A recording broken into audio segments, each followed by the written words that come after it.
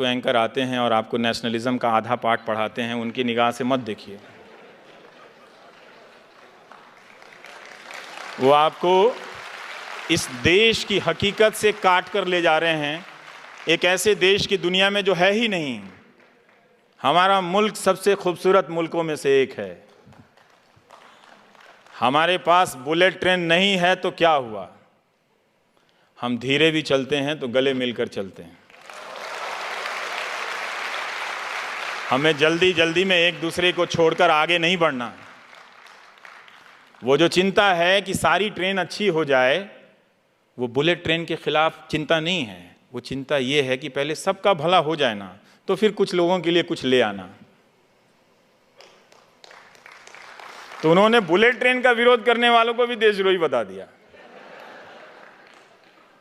15,000 का टिकट खरीद के, जापान में लोग चलते हैं ओसाका से टोक्यो के बीच में 15,000 का टिकट खरीद के।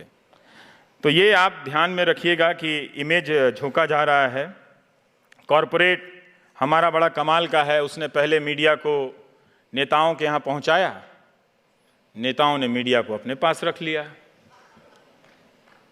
अब कॉरपोरेट मीडिया तो खरीद लेता है, कई तरह के चैनल, लेकिन बोल वो भी नहीं पा रहा है बेचारा। जीएसटी से परेशान है, उसका धंधा चौपट है, बैंकों के खून निकल रहे हैं, बह रहे हैं, वो घाटे में दबे जा रहे हैं, मरे जा रहे हैं, कोई बोल नहीं रहा है। क्या बात है भाई, तुम भी डर गए? तुम तो बड़े बड़े चैनल खरीद लेते हो। किस लिए खरीदते हो? डरने के लिए? हमने डर में इतना निवेश नहीं देखा। जब डर प्रॉफिटेबल हो जाए तो जनता को सतर्क हो जाना चाहिए, क्योंकि इसमें उसका घाटा है, फायदा 2-4 लोगों का होता है। तो वो डर को प्रॉफिटेबल बिजनेस बना रहे हैं।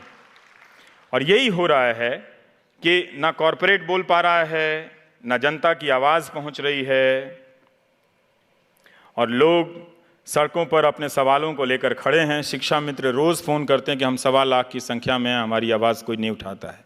रोज़ रोते हैं बेचारे। और अब तो सुनने को आ रहा है कि मुझे ही चलता करने का इंतज़ाम कर लिया गया है। अभी व्हाट्सएप पे आया कि मैं फ़ोन कर रहा हूँ कि बरखा मैम मेरे लिए कोई नौकरी है। ये हंसने की बात नहीं है। इस देश का महान लोकतंत्र अगर एक पत्रकार को नहीं बर्दाश्त कर सकता तो उसके लिए शर्म की बात है। मैं गलत बोल सकता हूं, मैं खराब बोल सकता हूं, लेकिन आपने अगर मेरी हत्या की कामना की है तो वो शर्म की बात है। आपने मुझे उठाकर कहीं फेंकने की कामना की है तो वो शर्म की बात है। ये गांधी के देश में कभी नहीं हो सकता था। जो गांधी अंग्रेजों से लड़ते थे मगर उसे भी शत्रु नहीं कहते थे। हम उस देश के हैं। आप मेरा मजाक उड़ा रहे थे उस दिन। वो सबसे शर्मनाक दिन था जब मेरा फोटो तरह तरह से ट्विटर पर बनाकर चलाने लगा।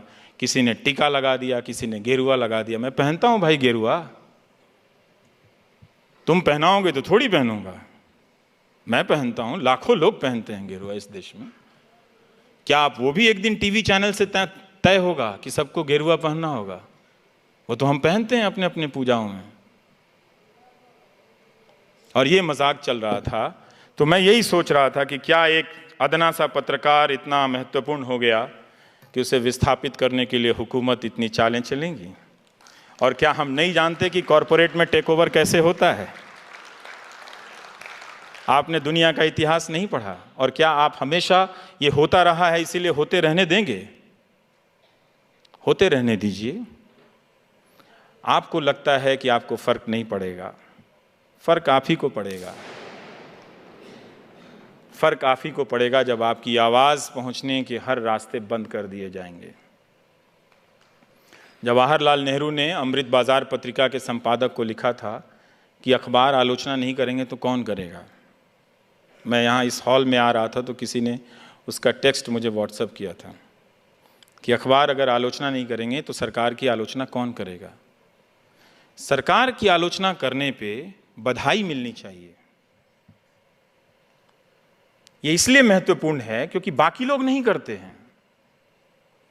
99% मीडिया एक गोदी मीडिया बन गया है। अब रोना रो रहा है कि जो 1% है वो भी गोदी मीडिया है। कमाल है साहब, कमाल है।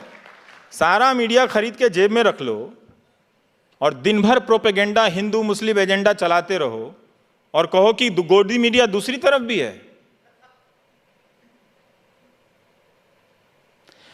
तो नए नए तर्क गढ़े जा रहे हैं, आपकी आंखों में इमेज झोंके जा रहे हैं।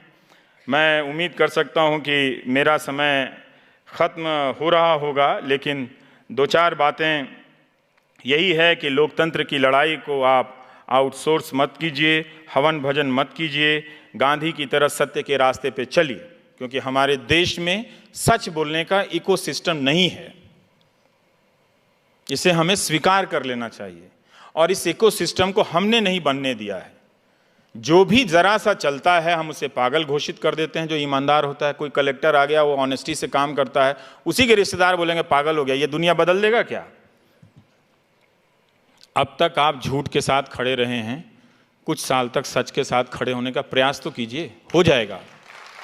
वो राजा हरिश्चंद्र की जो कहानी सुनाई जाती है कि वो बर्बाद हो गए, बने थे सत्यवादी चलने, पूरा परिवार तहस नहस हो गया, अंत में उनके पास कुछ भी नहीं बचा। ये कहानी इस देश में सुनाई जाती है राजा हरिश्चंद्र के लिए की। पता है क्यों? क्योंकि आप हमेशा डरे रहे। और ये कहानी कौन सुनाता है पता है? जो पावर में होता है। गांधी ने ठीक इसका उल्टा किया।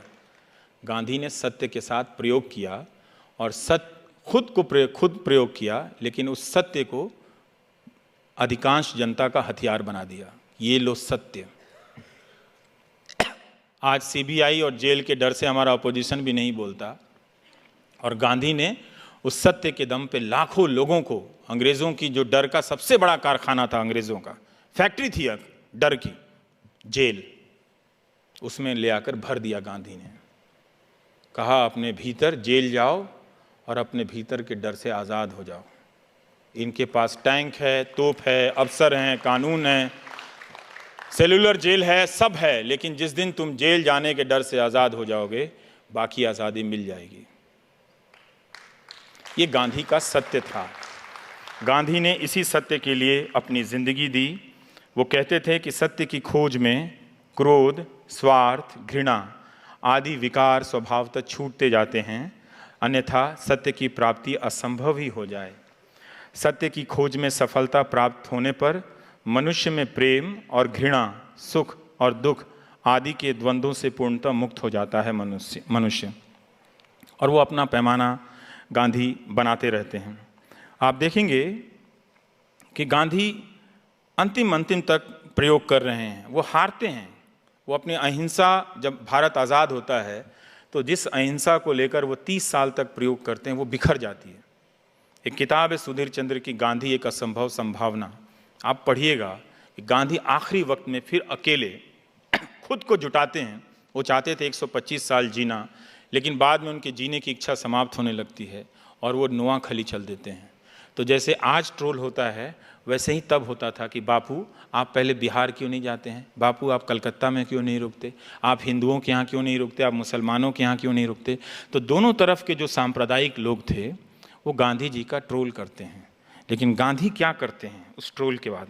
कई बार हम लोग ट्रोल से डर जाते हैं, तो मैं बताना चाहता हूँ कि गांधी क्या करते हैं। गांधी उस वक्त एक बात बताते हैं कि हिंदू मुसलमान दोनों हैवान बने हुए हैं, क्या इसमें से निकलने का कोई रास्ता नहीं है?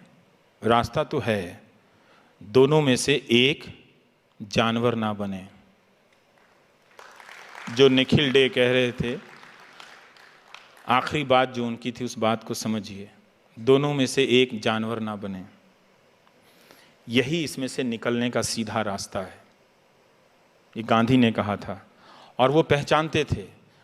जब ये ट्रोल के ज़रिए किसी की हत्या पर उत्सव मनाया जाने लगा, यहाँ वहाँ के तर्कों से सवाल किए जाने लगे, तो लोगों ने कहा कि हम तो ऐसे ही थे, भीतर से हम लोग सब कम्युनल थे, बाहर आ गए उसमें।